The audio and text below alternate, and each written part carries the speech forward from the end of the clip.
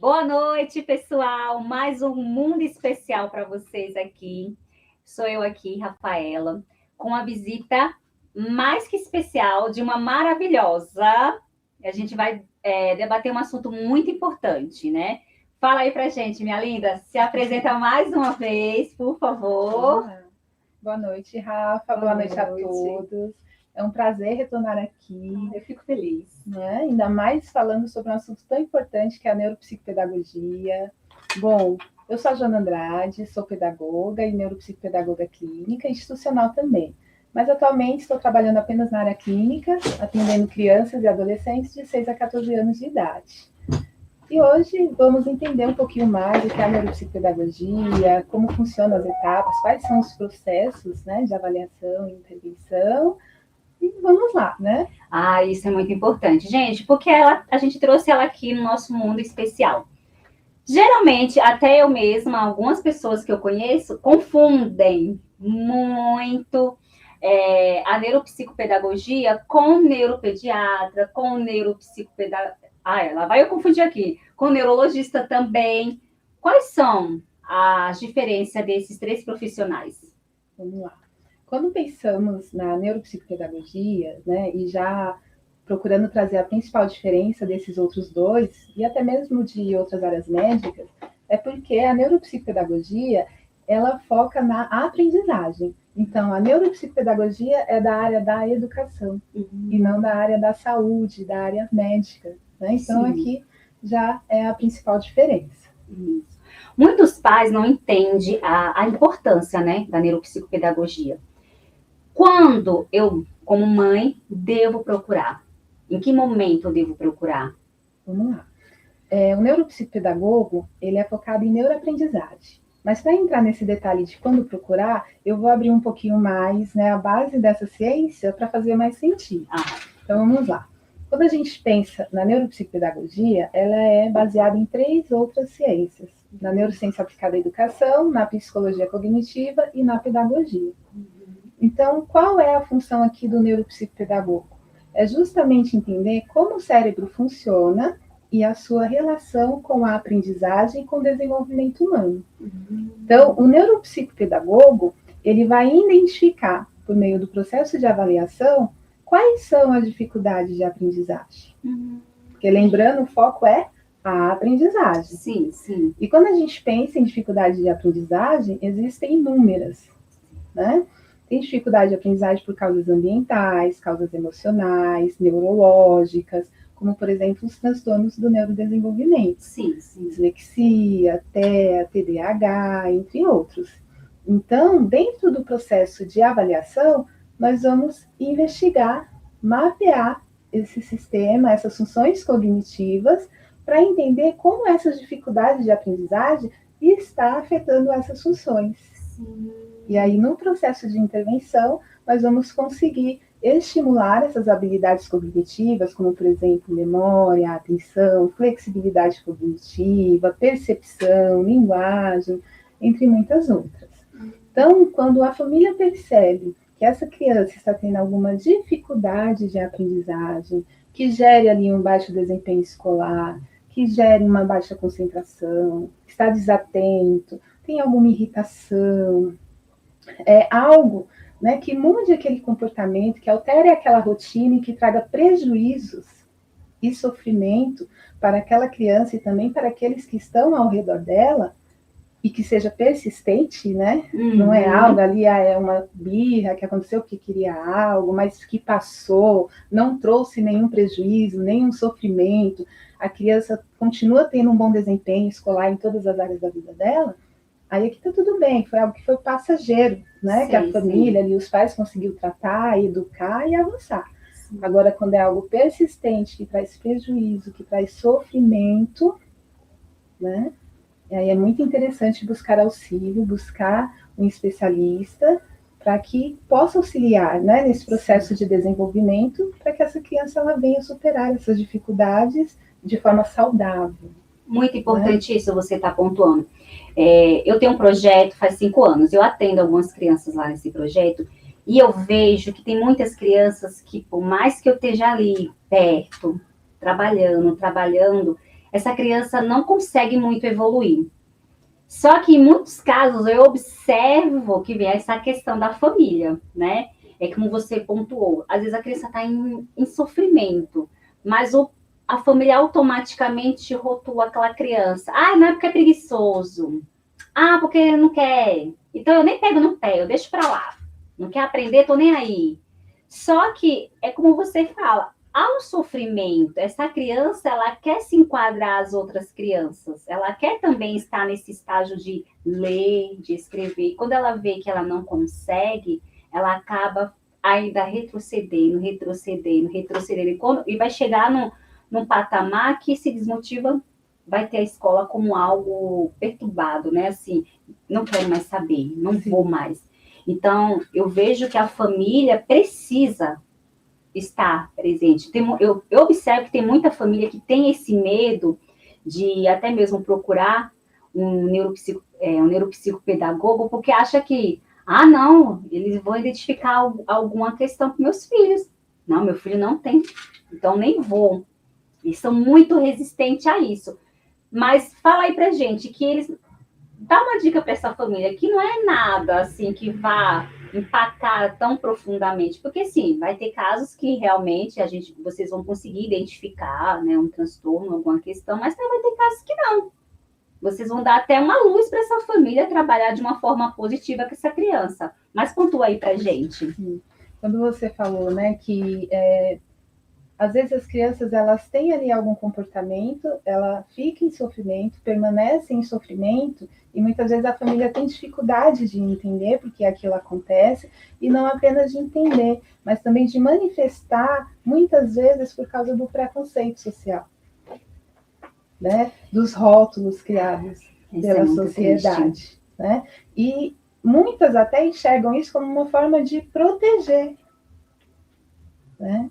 Só que, ao mesmo tempo, esse sofrimento, além de retardar, né, evitar que essa criança continue se desenvolvendo, pode desencadear também ou alimentar outros transtornos, como, por exemplo, um transtorno de ansiedade, uma depressão. E é o mais sério, né? Porque a criança ela pode começar a se isolar, né? Criar dificuldades de interação, de comunicação, entre outras questões. Então, é muito importante que a família ela esteja aberta, né, a buscar conhecimento, a buscar um apoio de um especialista. Nem sempre vamos dar conta de tudo. Sim, né? Sim.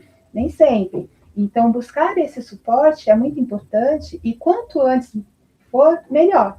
É muito, né? Você pontua algo, hoje a nossa sociedade, a gente está com bastante conhecimento, né? No meu tempo, eu falo por minha experiência, eu aprendi a ler muito tarde, então eu estava até falando com uma amiga minha que eu preciso fazer uma avaliação em mim também, para saber se, né, não tem até uma questão de condições também, por quê? Mas na minha situação engloba várias coisas. Sou filha de pais analfabetos, né? Minha mãe não sabe ler nem escrever e meu pai também não. Mas eles foram aqueles pais que sempre estavam ali, mesmo eles não entendendo, não conseguindo me ajudar com a lição de casa, eles falaram, procura aquela sua amiga que já sabe ler para ela te ajudar. E eu fazia isso. Mas para mim era muito difícil. E quando você fala de sofrimento, eu senti esse sofrimento na pele, porque eu chegava em sala de aula, a professora falava, vou fazer ditado. Eu entrava em surto total. Meu Deus, ditado. E eu vendo todo mundo ali acompanhando o ditado da professora e eu não saí nem da primeira linha, nem da primeira palavra. E aquilo me deixava muito mal. Eu chegava num estado muito depressivo, muito... Falei assim, eu nunca vou saber ler, eu nunca vou saber escrever, como assim? Eu não aguento mais isso.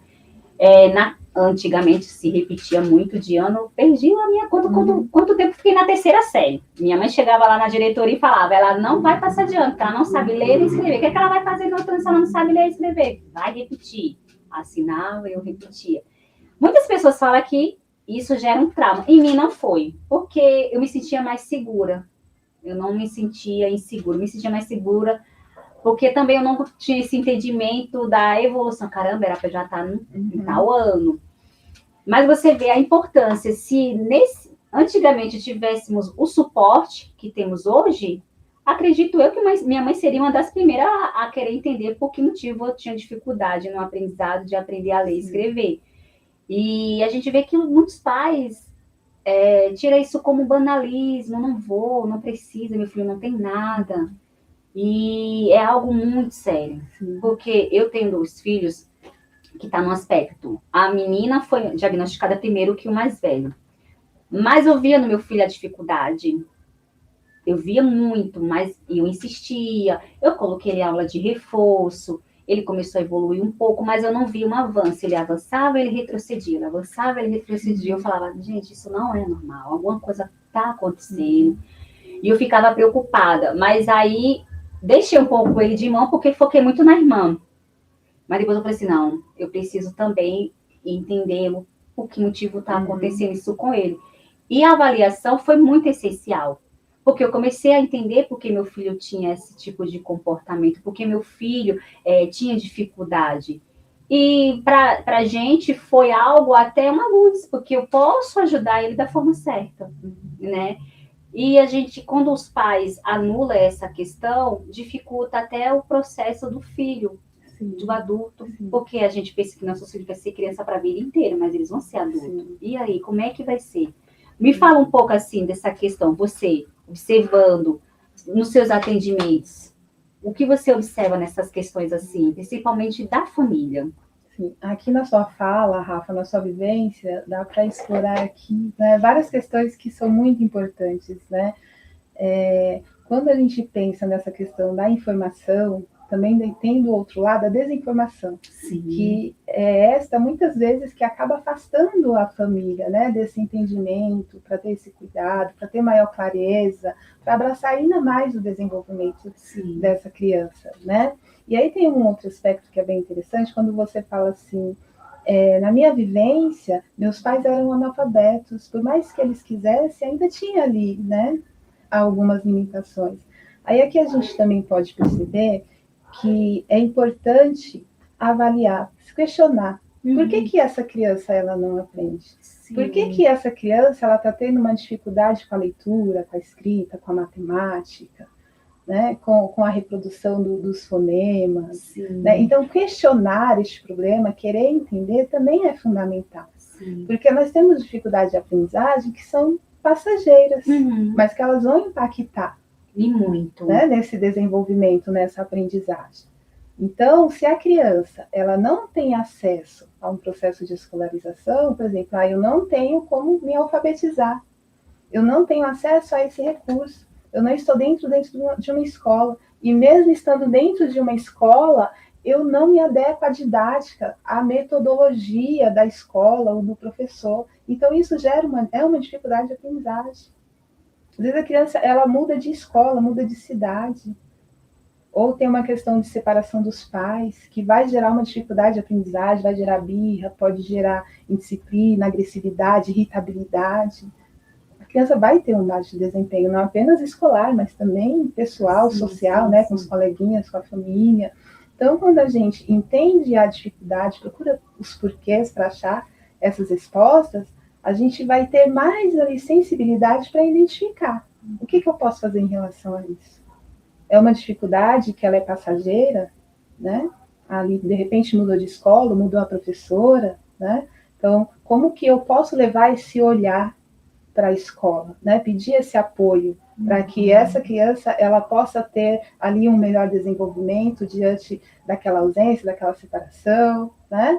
Então, e quando não for passageira, foi identificado por meio de avaliações, por meio de acompanhamento médico, né, entre outros especialistas, como o próprio neuropsicopedagogo, a gente também vai conseguir intervir diretamente nessas funções cognitivas que estão sendo afetadas pela dificuldade de aprendizagem. Aí aqui vem um ponto interessante. O neuropsicopedagogo, ele não vai tratar a dificuldade. Ele vai focar na aprendizagem. Aí nasce um outro termo, neuroaprendizagem. Então, por exemplo, muitas mães às vezes procuram querendo ter um tratamento para o TDAH, um tratamento para o TEA, para o TOD, para a ansiedade. E o neuropsicopedagogo, ele não vai tratar a dificuldade.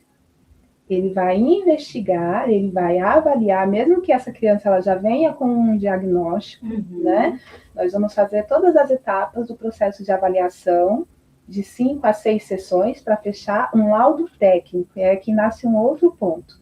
Neuropsicopedagogo não dá diagnóstico. Importante isso, tá, gente? Não somos médicos, né? Então, vamos emitir um laudo técnico ao final desse processo de avaliação.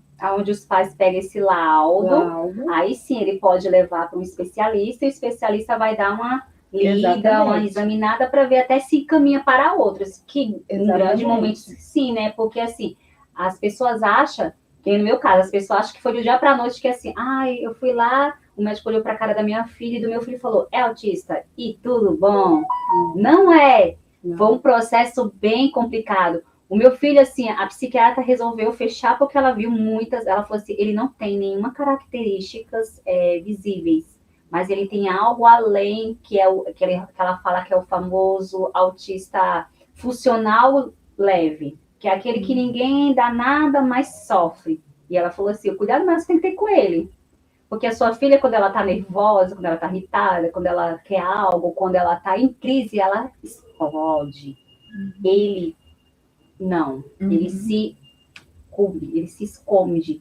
Então, o do seu filho, mesmo que seja o leve, é o mais perigoso. Porque ele tá na fase da adolescência, ele pode entrar numa depressão muito severa. Porque ela falou, quando a dor é dentro, é pior da gente identificar quando a dor é fora. Porque quando a dor é fora, a gente consegue, vai lá, cuida e tá tudo bem. Mas dentro é difícil, a gente tem que ir. E tem pessoas que nem abrem pra gente chegar. Sim.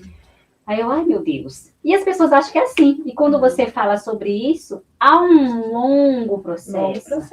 Longo processo. Muito grande, né? E quando a gente pega esses casos de pais querendo buscar um diagnóstico com neuropsicopedagogo, é muito importante deixar claro, né? Como que vai funcionar todo esse atendimento, as sessões de avaliações, as sessões de intervenções, entendendo a queixa da família, né? E também onde a família quer chegar, onde esse aprendente, onde essa criança, esse adolescente, né, quer chegar para superar essas dificuldades. Então, quando a gente pensa na dificuldade, nós não vamos tratar, por exemplo, um transtorno de ansiedade. Nós vamos identificar como este transtorno de ansiedade está afetando as habilidades, as funções cognitivas, memória, linguagem, percepção, atenção, né? Geralmente a pessoa, quando está muito ansiosa com transtorno de ansiedade, a memória dela é afetada, a concentração dela é afetada, né, o controle inibitório, né? E, então, identificando as funções cognitivas afetadas, nós vamos trabalhar por meio de estimulação cognitiva nos processos de intervenção, que aí segue com a intervenção, né? Que com instrumentos nós vamos conseguir estimular essas funções para que essa pessoa venha superar essas dificuldades ou até mesmo potencializar. Sim, de repente, o indivíduo também pode não ter nenhuma dificuldade, mas ele quer potencializar as suas funções cognitivas. Isso. O atendimento neuropsicopedagógico vai permitir também. Né? Um outro exemplo, quando nós temos, imaginando uma criança com TDAH, não vamos tratar o TDAH, nós vamos identificar como este transtorno está afetando as funções cognitivas. E no TDAH já fica claro, né, que é transtorno, déficit de atenção, hiperatividade e impulsividade. Então, quais são as áreas afetadas? Atenção, memória, a flexibilidade cognitiva, controle inibitório, né, por causa da hiperatividade, da impulsividade, não consegue aguardar a sua vez. Quer fazer tudo rápido. Interrompe a fala do outro. Isso, né? aí inquieto. Aquela agitação. Não fica... Até a gente percebe que, até na escrita, eu tenho um aluno que ele tem o TDAH, e aí até a professora dele insistia na letra cursiva. E aí eu falei para a avó dele, qual ele gosta? Aí ela falou assim, Rafa, Bastão, ele já lê a letra cursiva, ele conhece a letra cursiva, não é isso? Ela assim, então por que necessidade dele escrever o cursivo? Se para ele até a Bastão já é tenso, porque quando ele escreve, aí eu falo, amado, você está fazendo algum código para eu entender? Porque ele traça umas linhas e junta tudo. Aí eu falei para ela, amada, ele sabe ler. Ele conhece as letras, ele vai pegar um texto cursivo e um texto bastão e ele vai ler. Então, não tem como você forçar, porque até eu falei para ela, a escrita também é nossa identidade. É aquilo que também vai dizer, foi fulano que escreveu, é a letra do fulano.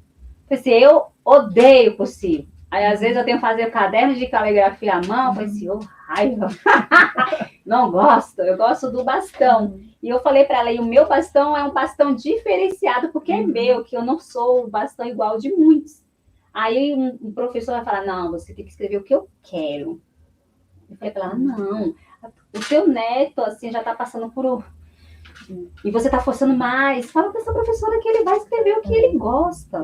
O eu quero, é o meu olhar, é da minha forma, Isso. pode se tornar uma dificuldade de aprendizagem, né? Então, olhando esse cenário, é importante pensar qual é o interesse dessa criança. Eu quero que ela avance na escrita cursiva. Quais são os interesses dela, o que atrai ela, para eu poder trazer para dentro deste contexto e fazer com que ela se motive, com que ela se interesse, fazer com que ela crie expectativas, para que ela entenda quais são os resultados que ela vai obter com isso. Né? Então, não é só querer algo, ditar algo, é muito importante criar aqui uma conexão, e essa conexão pode ser algo de interesse. Sim, é dessa criança, né? Algo que traga motivação para ela, né? A gente vê assim, eu vejo muito que hoje, assim, não vamos generalizar, porque quando a gente toca no assunto de professores, meu Deus do céu, gente, não são todos, pelo amor de Deus. Tem professores maravilhosos, eu, graças a Deus, eu já tive a experiência de bons e de ruins também, principalmente com os meus filhos. E, assim, tem professores que parece que impõem. Tem que ser do meu jeito e ponto. Não acolhe, não traz para perto. Às vezes até tem professores que pegam aquele aluno e, como falar o ditado, pega para Cristo. É o pior, até exponha o aluno em sala de aula, né? Rotulando aquele aluno como o preguiçoso, como... eu já escutei crianças não querem mais ir para a escola porque uma vez ele errou algo e o professor, na frente de todos os seus amiguinhos, falou assim, moleque, você é burro? Gente... E um desses, ele era aluno meu, hoje ele teve que morar em outro estado, e ele, toda vez quando ele chegou no meu reforço, que ele errava, eu falei assim, meu amor, não é dessa forma, tá errado. Ele, professor, eu sou burro. Eu, não, você anda de 4 patas? Você tem um rabo? Você tem orelhas altas? Ele, não. Então você não é um burro, você não é um animal, você é um ser humano. Você está com dificuldade, e a tia está te falando que, né, não é dessa forma, eu estou te ensinando a forma correta. Então, quando ele ia escrever, a mão delezinha ficava assim. Então, se eu falasse a palavra, você errou, ele já... gente, o que esse garoto? Tirou um trauma, né? Muito grande. Aí eu comecei a ter um papo, sempre eu tinha uma devolutiva com a família. Eu falei assim, mesmo que quando ele tiver a lição de casa, que ele erre, tenta ser de um jeito mais... menino, você errou, caramba! Não. Filho, não é dessa forma, mas a mamãe vai te ensinar qual é a forma certa.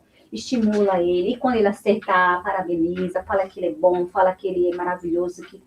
Graças a Deus, quando ele saiu do meu reforço, ele já saiu alfabetizado. E até o trauma, a tremissão que ele tinha, superou. E eu falei para ela, ele tem que... muitos professores deixam marcas positivas e deixam marcas negativas. Aí eu falei para ela, graças a Deus que eu pude deixar algo positivo, para ele não olhar, né, para a parte pedagógica como algo ruim. E a gente vê que tem muitos, mas muitos professores que não estão preparados. Porque você está falando de um processo, de um trabalho que de uma jornada que é para aquela criança, até para ter essa questão do um laudo ou de alguma questão. E o professor chega na mãe e fala, mas seu filho não é isso que estão falando que ele é. Aí essa mãe olha assim, desmorona. Tipo assim, aconteceu até comigo, que eu pedi um relatório da professora do meu filho, já fazia 11 meses que ela estava lecionando meu filho. E as terapeutas falaram, Rafa, a gente precisa de um laudo do Christopher para saber como é que ele está, o desempenho dele na escola, no que a gente pode trabalhar com ele e tal. Então, tá bom. Eu disse, vou pegar agora, ela já tá tempo com meu filho, ela já conhece meu filho. Eu fiquei horrorizada com um laudo de 3 linhas. E ainda ela colocou assim, é uma criança muito boa, tal, tal, tal. Aí ela destacou, dizendo que o autismo dele era porque ele era amigo de um autista e ele estava imitando esse autista. Aí, ai meu Deus, eu peguei aquele laudo, eu fiquei revoltada. Eu, Jesus amado. Aí eu fui na escola, fiz uma reunião. Falei, se vocês acham que eu estou ganhando alguma coisa do governo, algum dinheiro do governo, eu estou sendo rica? Não estou. Eu não ganho nada do governo. Não ganho nada. E eu não gosto do autismo. Quando a psiquiatra falou para mim, seu filho é autista também, e ela até olhou para minha cara que eu parei.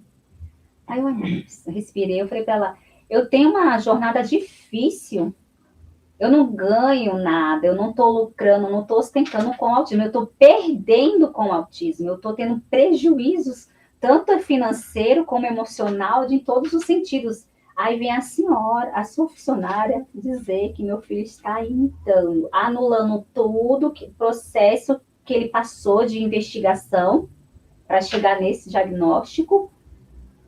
Ela é médica? Aí a Gravíssimo, né? muito. Aí tem pais que até pega e invalida também. Fala, realmente, a professora, porque é professora, ela entende, então acho que meu filho não é mesmo isso, não. Ele tá fingindo. Aí, às vezes, não dá o suporte que o filho precisa, às vezes não dá o atendimento que aquele filho precisa, porque uma pessoa. Eu até posso até estar errada, mas eu acredito que isso vem muito do sistema. Porque a gente sabe que muitas escolas, principalmente escola pública, por estar tendo esse aumento, que a gente viu que agora Sim. apontou um novo estudo, por ter esse aumento, a escola não está sabendo como lidar com todo esse bulhão de pessoas sendo diagnosticadas com autismo, esse tanto de crianças sendo diagnosticado com autismo. E aí eu acho que elas falam que não, vamos anular esses laudos aí, não pode, não pode. Eu fiquei indignada, porque o da minha filha são 5 anos que a gente tem. E quando eu peguei o laudo, fui levar na escola, disse, olha, eu peguei o laudo, eu entrei na sala, estava o diretor, a vice-diretora e uma secretária lá. Olhou, ela é autista? Olharam para mim e falaram, e agora, mãe?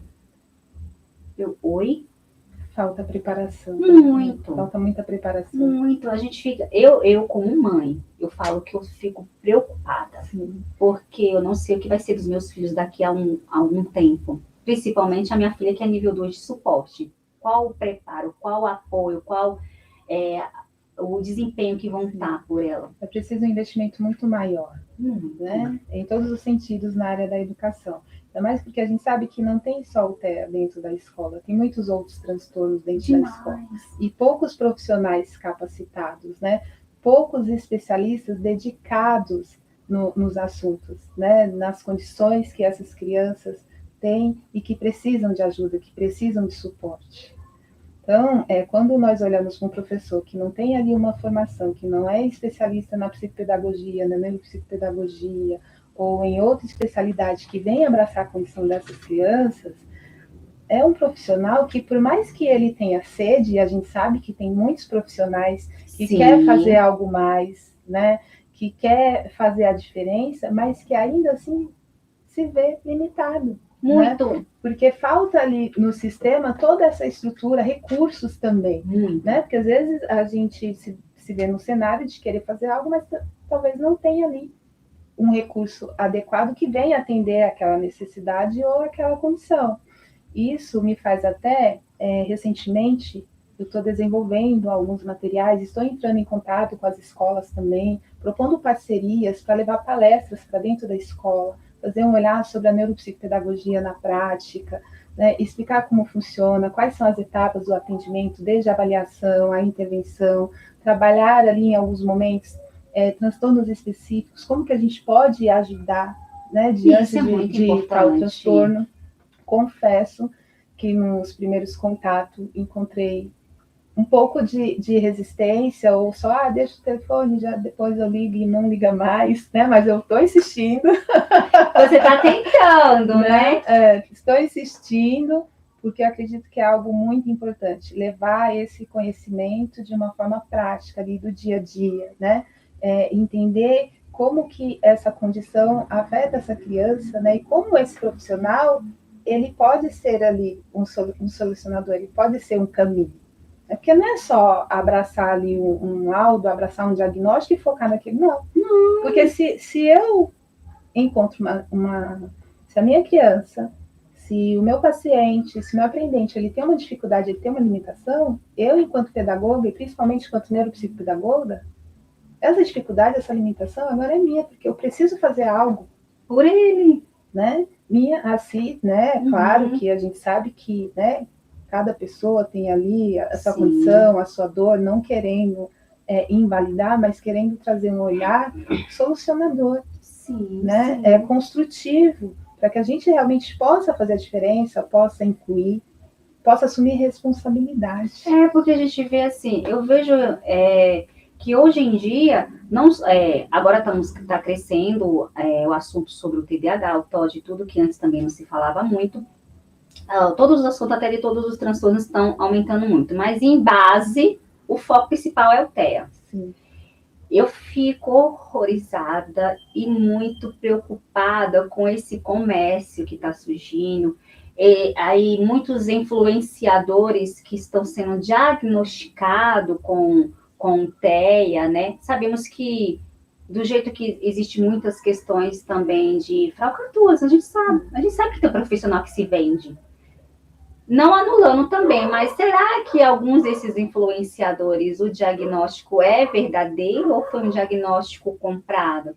Porque aí eles vêm com uma fantasia, né? Do autismo, como o autismo é maravilhoso. Aí, às vezes eu fico vendo os comentários assim nas redes, eu fico muito preocupada, porque o tanto de pessoas que odeiam os autistas. Aí, um tanto de professores que também odeiam os autistas, como se eles sejam culpados. Aí muita gente fala assim, porque isso agora virou moda. Isso daqui agora, todo mundo fala sobre isso. Eu falo, eu nunca quis estar nessa moda, preferia estar fora de moda. Quem de verdade vive o autismo de verdade, a realidade cotidiana, porque a gente sabe também que tem muitos barões, muitos ricos aí que falam, meu filho é autista, toca assim no assunto, mas a dor real eles não têm, que é uma mãe. Eu mesma, eu me coloco nesse termo.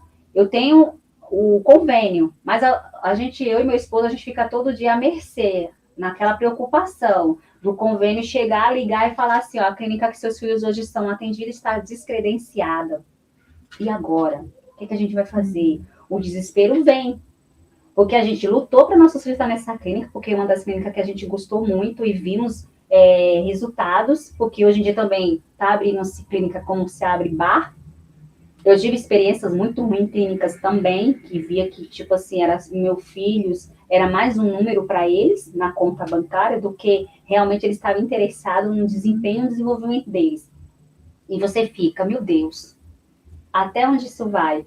As pessoas agredindo os autistas. Eu falo até para as minhas crianças que eu dou aula. Muitos conhecem os meus filhos, e assim, então eles... Mas, assim, a filha da professora, a gente chama ela. Mas tem um na minha sala que eu odeio aquele menino. Ai, porque ele isso... A professora mesmo fala, não suporto. Aí eu falei assim, não, meu amor, você não ama a Micaela. Porque a Micaela também está no aspecto. Então, se você não ama esse seu amiguinho que é autista, você não ama ela. Não, mas a Micaela é diferente. A Micaela é igual a ele. Tá? E eu tento, sempre em sala de aula, falar para eles, gente, tudo bem, vocês não são sacos de pancada para uma criança vir bater em vocês, tal, mas o dever e a obrigação é do seu professor. Se essa criança está agredindo, tentar entender o que está acontecendo, por que motivo ele está agredindo, tentar conhecer a família, tentar sondar se dentro de casa tem alguma questão, algum problema, tal, para saber por que essa criança é agressiva, porque ele não está sendo agressivo de graça. Tem algo mais. Tem! Né? Só que aí as crianças não entendem, o professor não traz essa visão para eles, aí eles já julgam como uma criança ruim, que tem a gente, vamos pegar e vamos bater.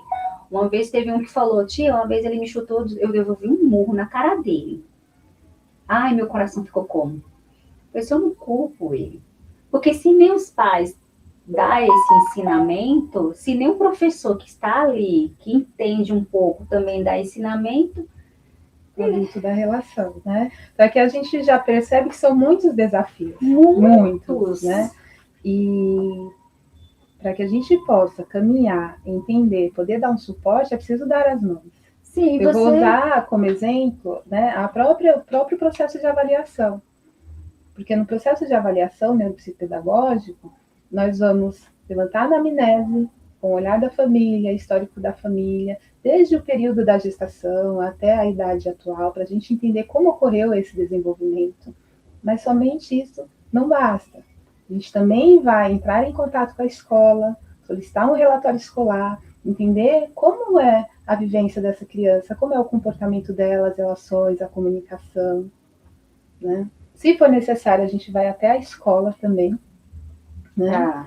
Para fazer um acompanhamento. Então, tira um dia de sessão, em vez de ser no consultório, vamos até a escola para entender como é essa rotina. Isso é até importante, né? Sim, porque assim, importante. A gente sabe que, às vezes, se você, como uma profissional, vai pedir o relatório da escola, a gente sabe também que corre o risco da escola omitir informações. Ou até mesmo por falta de conhecimento, né, de entender, porque eu vejo também que tem muitos professores que, mas como que eu vou colocar isso? Como que eu interpreto isso? Né? Então, é a falta também da informação, do como fazer, né? E então, ter esse olhar próximo da escola, estar dentro da escola também é muito importante, porque quando voltamos para o consultório, aqui ganha força na estratégia, porque o atendimento ele é estratégico, ele é personalizado, já abraçando realmente aquela identidade, aquela criança, sua condição, a sua vivência, seus interesses, suas potencialidades. Não vamos focar ali só na dificuldade, essa dificuldade ela vai aparecer, ela vai ser apresentada no decorrer, né? Mas nós também vamos identificar os interesses, as barreiras, potencialidades. Isso, né? Muito importante. Isso. Então, aqui entra o neuropsicopedagogo, entra a família, entra a escola, né? Sim, então, abraçar todos esses cenários é muito importante para fortalecer não apenas a avaliação, mas também, principalmente, o processo de intervenção. É como você falou, né? Você já está encontrando barreiras, ou se você está vindo com soluções para a escola, mas a escola já se cria-se um muro, uma barreira. Quantas pessoas querem fazer isso? Eu conheço muita gente, eu conheço até uma mãe agora que ela está num projeto desse também, mas ela, que nem ela falou, ela quer trazer já de uma forma diferente, por ela ser... como se fala? Atípica. Não, ela é mãe atípica e enfermeira. Ela quer trazer de uma forma clínica.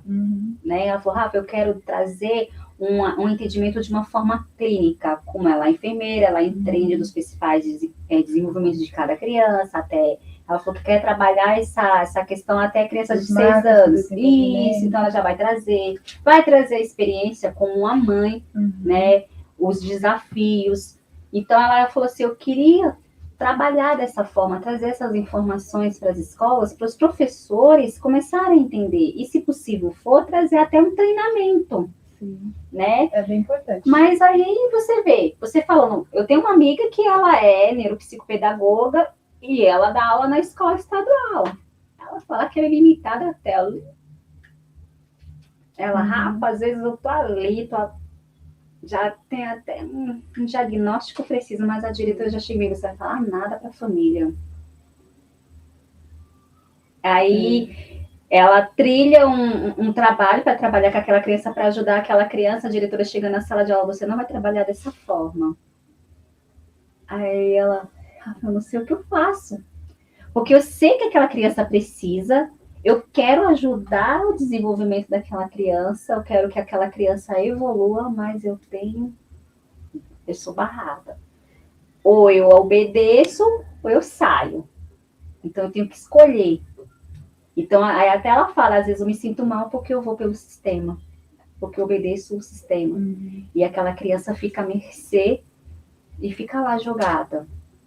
O próximo triste, ano, né? Cabe até denúncia, né? Porque... Sim, é muito, muito, muito. Eu, como mãe atípica, eu me preocupo, porque tá difícil, principalmente a gente que não tem... Não vamos falar, porque também até em algumas escolas particulares também não tá tendo essa empatia também, né? É que nem uma Uma conhecida minha falou, se chega o mês de abril, todo mundo é autista, né? Todo mundo levanta a bandeira, as escolas que até negam a vaga para autista fala que apoia a causa, todos apoiam a causa, só que de verdade não é isso. Porque quantas mães estão na fila do SUS esperando até uma consulta com o neuro? A primeira consulta com o neuro. Quantas mães não tem nem terapia? Meus filhos passam numa ONG também, tem 2 mães que os filhos, não, 3, que os filhos não estão indo para a escola, porque não tem o professor. Mas não pode ser mais um auxiliar, tem que ser especialista. Não tem. Foram na escola, a escola não, a gente não faz nada, você que tem que correr atrás. Como vai correr atrás se elas não têm condições? Aí elas vão pela questão da defensoria pública, anos-luz. Teve até uma que a dosagem do remédio do filho dela teve que aumentar. Porque ele está entediado dentro de casa. Ela fala que quando a van passa, que buzina para pegar as crianças que moram na rua, ele diz, mãe, hoje eu vou para a escola? Agora eu vou, né? Eu ponho a mochila, ela fala que aquilo aperta o coração dela. Porque ela fala, não, meu amor, ainda não é agora. E aquela criança fica estressada, nervosa, agitada. Ela falou assim que ele já teve 2 vezes questão de querer fugir de casas. Ela falou, eu tenho que trancar tudo, porque ele quer abrir, quer ir para a escola. Mas como é que eu vou mandar essa escola? Não quer, meu filho. E ainda a diretora da escola, ela falou que a diretora mandou assim para ela, né? Insegurança dele e dos alunos, é melhor que ele fique em casa. Aí aquela mãe quer que seu filho desenvolva, não pode trabalhar, não recebe auxílio, e o filho está preso dentro de casa porque a escola não aceita o filho. E tem que aceitar, né? Porque não aceitando, independente se é uma criança atípica ou não, é obrigação, né? É lei, e a criança fora da escola é um crime que está acontecendo. Sim. Né? Então, é preciso acionar esse sistema que a gente sabe que é lento. Demais! Acionar o poder público, né? A defensoria pública, ou até mesmo a própria polícia, né? Boletim de ocorrência, registrar como que esse atendimento está sendo realizado também para criar evidências, né? Para que esse suporte, para que esse atendimento, que é obrigatório, realmente seja dado, que é um direito. Um direito, por isso que eu pontuo sempre, gente, tudo bem que ninguém nasceu pedagoga. Eu não nasci pedagoga, sim, eu nem me via pedagoga, nunca nem me vi. Mas quando eu vi a necessidade e a dificuldade do meu filho, eu falei, eu preciso fazer alguma coisa. Aí eu falei assim, eu me dá estratégia, porque eu não sei por onde eu começo, por onde eu vou. Aí eu até falando, meninas, hoje em dia tem internet para nos auxiliar. Pega o material, vai lá. Ah, mas ele não consegue escrever ainda. Pega a letra, taca ali uma letra grande no papel, faz massinha. Olha, filho, que interessante essa letrinha. Essa letra daqui, ela é lida, ela é a letra A. E com a letra A, a gente escreve várias outras palavras. Avião. E ali vai, até seu filho entender que aquela é a letra A. Depois você vai para a próxima letra, e ali você vai, e ali você... Se a escola não quer aceitar seu filho, se você está sem recurso para lutar, lute você pelo seu filho em casa. O que não vale é você deixar seu filho parado, enquanto as outras crianças estão evoluindo, ele está parado. Falei para ela, eu ajudei meu filho assim. Eu saí imprimindo um monte de atividade pela internet, saí pesquisando no Google, imprimia. Filho, agora a gente vai trabalhar aqui. Filho, agora a gente vai ter aqui. Foi, conseguiu alfabetizar, conseguiu ler. Agora a gente vai ler, agora a gente vai fazer interpretação. Agora vamos fazer uma sominha, vamos contar, vamos fazer isso. Pegava um monte de palitinho. Eu preciso de outra técnica. Se a gente tenta o plano A, B, C, quando acabar todas as letras, a gente junta a letra de novo, e quando aí assim, a gente tem que ter. Foi criando vários estímulos, né, para que ele pudesse consolidar essa aprendizagem. E eu falei para elas, a gente não é profissional, né? A gente não é, eu falei para ela, não é um diploma que vai, é a sua experiência como mãe, a sua vivência. Aí você como uma profissional, você traz para mim, olha, Rafa, aqui tá a questão, vamos trabalhar com o seu filho dessa forma, tá? Eu vou te dar a diretriz, eu vou trabalhar assim, mas você pode em casa também, né? Eu só. Sim, com certeza. Porque aí eu vou levar meu filho todos os dias lá na clínica, ou uma vez ou 2 vezes na semana, tá, já tá fazendo atendimento, que eu vou trabalhar com ele em casa. Não, porque isso impacta negativamente no processo de desenvolvimento, né? Dessas funções cognitivas, no processo de aprendizagem, porque se inicia ali nas sessões, né? Todo toda uma estratégia para desenvolver ainda mais, ampliar as habilidades cognitivas, e se não houver uma continuidade, o que acontece? Na próxima consulta, que muitas vezes tem famílias que só conseguem com 15 dias, ou até mesmo um mês, né, não conseguem manter ali semanalmente, ou mais de uma vez na semana, muitas vezes por questões financeiras, né? Então, passa-se muito tempo, quando volta para o ponto de partida de novo, é como se voltasse do zero. Então, é muito importante ter uma continuidade e ter ali o apoio da família para avançar, né, dentro desse processo de intervenção. Né, continuando estimulando essas funções cognitivas por meio de jogos, por meio de brincadeiras, por meio de instrumentos. Tem vários instrumentos que são acessíveis, que pode estimular diferentes áreas, né? Um jogo da memória, por exemplo, um quebra-cabeça, um dominó, um ábaco, um material dourado. Eles amam. Então, do que a minha criança gosta, como que ela aprende melhor, ouvindo, escrevendo, falando, cantando, brincando, né? Elaborando algo. Vamos produzir algo e envolver ali aqueles conceitos, aqueles princípios que precisamos que essa criança se desenvolva. Então, é tornar tudo mais lúdico, né? Sim. E quando eu olho para o ambiente escolar, eu vejo que é importante trazer esse olhar, né? Mais motivador, mais estimulante. Hoje nós vamos falar sobre direitos humanos, né? Trabalhar o conhecimento prévio também. Então, o que é direito para você? Abraçar ali aquele contexto, aquele dia a dia daquela criança, daquele adolescente, né? Traga algum exemplo. Tem crianças que são mais, gostam do concreto, né? Professor, eu falo umas palavras para eles. Mas o que significa isso? Se eu for no dicionário e for trazer a linguagem do dicionário, eles vão ficar sem entender. Eu falei assim, olha, vamos lá, eu vou te explicar meio bem simples. Aí eu vou, agora a gente entendeu. Dá um exemplo, peça que a criança também dê um exemplo, porque ela vai te mostrar o quanto ela assimilou, né? E aí a gente trabalha ali assimilação, acomodação, né? Equilibração de Piaget, né? Sim. Que eu acho fantástica essa abordagem, porque eu vejo o conhecimento prévio como uma âncora que a criança, que o indivíduo tem. Então, aquilo que ele sabe é onde eu vou me agarrar. Mas como eu vou me agarrar se eu não sei, se eu não pergunto, se eu não entendo?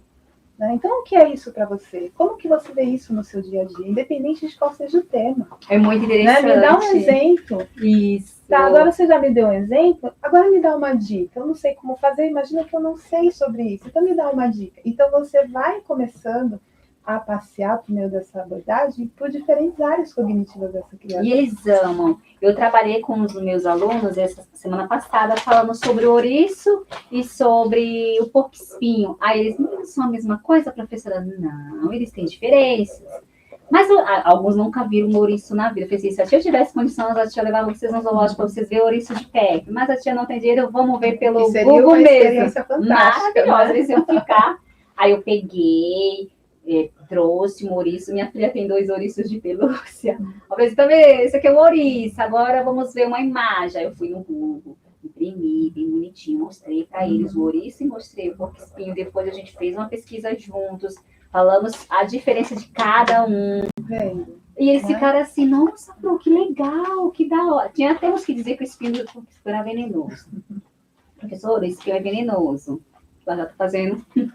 O espinho é venenoso. Eu falei assim, não é venenoso, meu amor. Não, ele só vai machucar você se você for pegar ele. Mas é a forma de defesa. Você vê que nessa sua orientação às crianças, você trabalhou com diferentes estímulos. Com visual, né, com sensitivo, porque você levou ali, né, os da sua filha para que eles pudessem ver, pudessem tocar, né, o auditivo, a sua fala, a sua orientação, os exemplos. Trabalhar com a afetividade, trabalhar com emoções, torna a aprendizagem ainda mais significativa. Muito boa. Né? A gente retém de uma forma assim, fantástica quando é trabalhada as emoções, quando é trabalhada a afetividade. Então, são várias etapas que podemos olhar com a ajuda da neurociência aplicada à educação, né, entendendo como o cérebro funciona, como o cérebro processa essas informações, como retemos também essa informação, A gente pode até falar em outro momento sobre neuroaprendizagem, como o cérebro aprende, né? Vamos ter. Trazer algumas dicas de como, de quais etapas podemos construir para poder assimilar uma aprendizagem significativa, reter, armazenar. Porque muitas vezes aprendemos algo, às vezes você me fala alguma coisa, agora aprendi, mas passou 15 segundos, 10 minutos, 1 hora, e o que foi mesmo que a Rafa me falou? Eu esqueci. Então, eu preciso saber como que o meu cérebro armazena. Porque eu aprender é uma coisa, agora armazenar é outra. É outra totalmente diferente. E além de armazenar, quando criamos memória, nós vamos reutilizar. E como vamos reutilizar? Né? Se então, marcou, a gente vai, né? Então, é um assunto bem interessante de trabalharmos em outro momento. Vamos né? sim, gente. Entender de forma simples como o cérebro aprende, quais são as etapas que podemos utilizar. Gente, mas ela vai estar aqui com a gente várias vezes, tá? Você pode se acostumar com esse rostinho aqui, porque a gente está com alguns projetos, ela vai vir aqui, a gente vai debater vários temas importantes. Aqui o podcast não só dá para falar só sobre autismo, muitos outros assuntos. Vai chegar momentos que vamos falar sobre o TDAH, aprofundar-se mais no TDAH, entender um pouco o TOD, a dislexia, descalculia, dentre outros aí, que é o que mais acaba atrapalhando um pouco a criança, né, no seu desenvolvimento pedagógico, né? Fala um pouco assim, passa o endereço da sua clínica para quem se interessou, quer estar indo lá, conhecer, ou até mesmo fazer uma avaliação. Fala da sua clínica, passa o endereço. Vamos lá. Estou ali no meu consultório, né, perto da Avenida Jurema, na Rua Jaguarema, no número 27, sala 5. É importante dizer que é atendimento com hora marcada, então vocês também podem acessar a minha página no Instagram, lá tem um formulário para poder alimentar uma agenda, e aí eu faço contato logo em seguida, eu sempre estou bem atenta para poder fazer essa interação de imediata. Então, o consultório na Rua Jaguarema, número 27, sala 5, Parque Jurema, Guarulhos, e a minha página no Instagram é joanaandrade.neupp.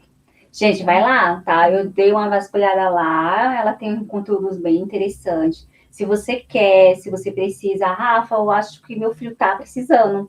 E aí? Entra em contato com ela. Não vai entrar em contato comigo, não, hein? É com ela, tá? Entra lá, segue ela, dá essa importância para o desenvolvimento do filho de vocês, porque isso é essencial. Vocês não vão ter percas, vocês só vão ter ganhos, né? Porque vai ajudar o seu filho a melhorar cada dia mais, até mesmo na questão do psicológico. Porque uma criança frustrada é um adulto frustrado. Uma criança largada é um adulto largado. Impacta diretamente em todas as áreas, né?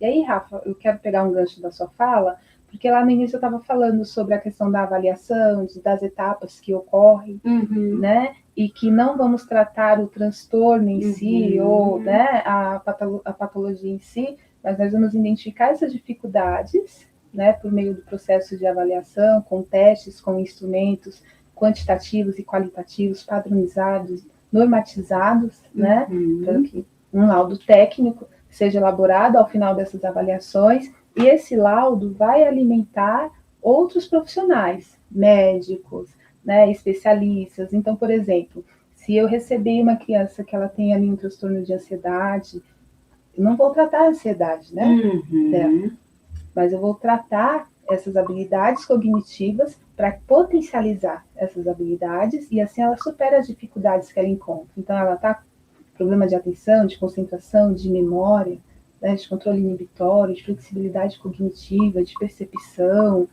né? Ou está tendo dificuldade em relação à escrita, à matemática. Sim. Né? Nós vamos estimular essas funções cognitivas para que essa criança ou adolescente ele venha a ter um desenvolvimento saudável e venha superar essas dificuldades. Sim, porque, gente, vale ressaltar, tá?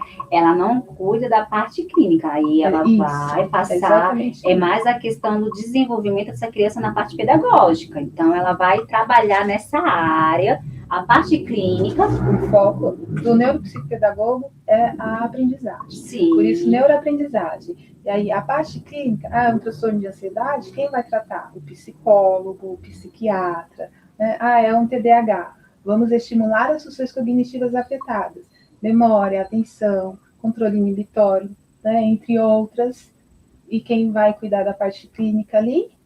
Um psiquiatra, um neuropediatra. De repente, pode ter uma criança que necessita de uma fono, né? Então, nós vamos fazer o encaminhamento no Albutec, tá? Sim. E promover esse desenvolvimento aí, né?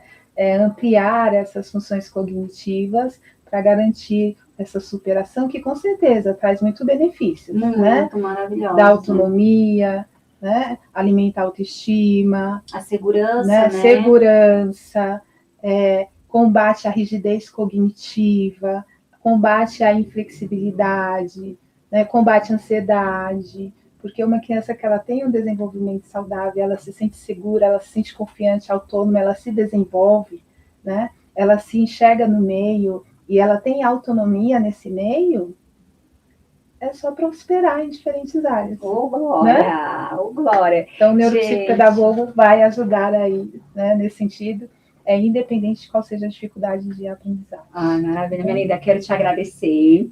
Vai ter mais outros encontros. Foi um bate-papo maravilhoso. Aprendi muito. Ai, meu Deus! A gente vai ter outros encontros, tá? Mais uma vez, muito obrigada mesmo, de coração, tá? Esse momento vai ficar, assim, algo até para mim, né? Aprendi muito. Então, a gente está aqui, pessoal, e ela vai voltar de novo, tá? A gente vai voltar com outros temas, com outros assuntos, e eu conto com a participação de vocês. E se vocês tiverem alguma pergunta, pode mandar aí, tá? Aí a gente vai separar essas perguntas, e no nosso próximo encontro a gente vai falar com ela sobre essas perguntas. Olha, e a gente vai falar até nominhos, tá? Joaquina perguntou tal assunto. Como a gente pode lidar com isso? Deixa seu comentário, deixa sua pergunta, porque isso também ajuda no nosso mundo especial, até mesmo em alguns conhecimentos que tem pessoas que têm dúvidas, e com a pergunta e com a resposta em seguida, sim, será essencial. Vamos ao encontro, né? Tá bom, gente? Beijos, uma boa noite para vocês e até a próxima. Tchau, pessoal, boa noite. Tchau.